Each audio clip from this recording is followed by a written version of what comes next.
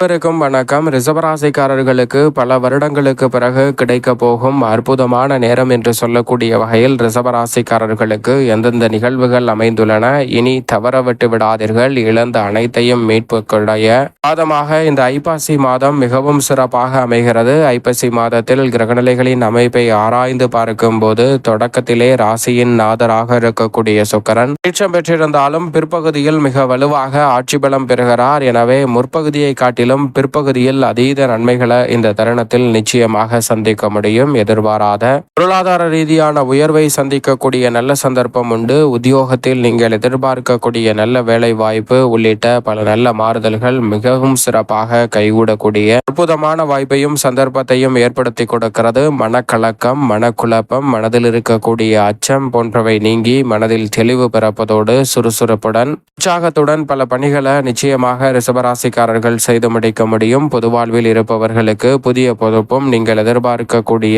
யோகம் நிறைந்த வாய்ப்புகளும் உங்களை தேடி வரக்கூடிய சந்தர்ப்பத்தை இந்த வேளையில் பல கிரகநிலைகள் உருவாக்கி கொடுக்கின்றன. அதிலும் குறிப்பாக இந்த மாதத்தின் துவக்கத்திலேயே முழு சுபகிரகம் என்று அழைக்கக்கூடிய குரு பகவான் உச்சம் பெறுகிறார். ராசியின் அதிபதியாக இருக்கக்கூடிய சுக்கிரனுக்கு சமகிரகமாக இருந்தாலும் தனது பார்வையில் குரு சுக்கிரனை பகை கிரகமாக பார்க்கிறார். எனவே அவர் உச்சம் பெறக்கூடிய இந்த வேளையில் சுபகிரகங்களிலே முழு சுபகிரகமாக இருப்பதால் எதிர்பாராத பல நன்மை நிறைந்த வாய்ப்புகளும் சந்தர்ப்பங்களும் உண்டு. தைரியஸ்தானம் என்பது அவ்வளவு சிறப்பான நன்மை கொடுக்க இயலாத அமைப்பு என்று பார்க்கப்பட்டாலும் கூட குரு பகவானினுடைய பார்வையால் பல நன்மைகள் இந்த தருணத்தில் நிச்சயமாக உங்களை தேடி வருகிறது.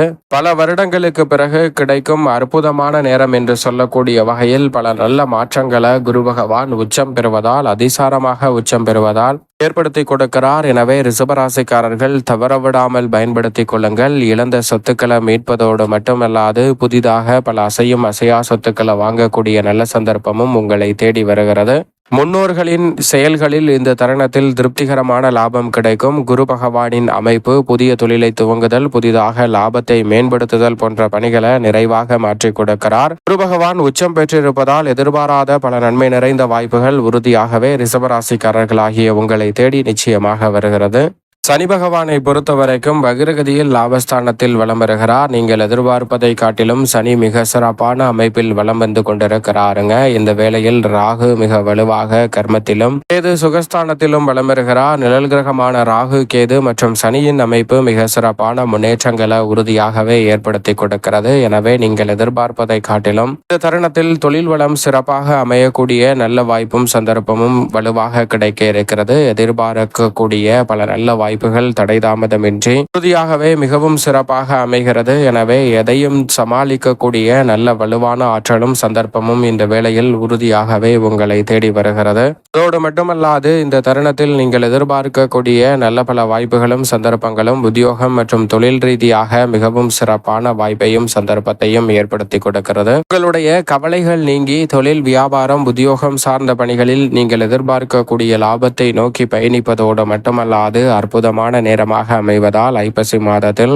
லாபத்தை உயர்த்துவதோடு தொழில், வியாபாரம், உத்தியோக ரீதியான பணிகளில் நல்ல முன்னேற்ற வாய்ப்புகளை நிச்சயம் நிறைவாக சந்திக்கக்கூடிய சந்தர்ப்பம் ரிஷபராசிக்காரர்களுக்கு உண்டு. குடும்பத்தில் திருப்திகரமாக நல்ல சுபகாரியங்கள் நீங்கள் நினைப்பதை காட்டிலும் சாதகமாக கைகூடக்கூடிய சந்தர்ப்பம் வலுவாக கிடைக்கிறது. இந்த தருணத்தில் குடும்பத்தில் எதிர்பாராத பல அதிரடியான திருப்பங்களை சந்திப்பதோடு மட்டுமல்லாது திட்டமிடுதலை காட்டிலும் நுணுக்கமாகவும் நுட்பமாகவும் பல காரிய வெற்றிகளை சந்திக்கக்கூடிய சந்தர்ப்பம் வலுவாக கிடைக்கிறது. எனவே தவறவிடாமல் இந்த தருணத்தை நிச்சயமாக சரியான முறையில் பயன்படுத்திக் கொள்ளுங்கள். மேலும் இந்த வேளையில் செவ்வாய் மிக வலுவாக ஆட்சி பலம் பெறுகிறார். 7 மற்றும் 12ஆம் இடத்தின் அதிபதியாக இருக்கக்கூடிய செவ்வாய் ஆட்சி பலம் பெற்று மிகவும் வலுவாக சப்தமஸ்தானமாகிய 7ஆம் இடத்தில் அமர்வதால் எதிர்பார்ப்புகள் அனைத்தும் பூர்த்தியாகும் மிக சிறப்பான தருணமாக பார்க்கப்படுகிறது. அவர் சப்தமத்திற்கு வரக்கூடிய இந்த வேளையில் நிலம், வீடு சம்பந்தப்பட்ட பிரச்சனைகள் அனைத்தும் இந்த தருணத்தில் விலகும் அற்புதமான வேலையாக பார்க்கப்படுகிறது. அது மட்டுமல்லாது மருத்துவத்துறை,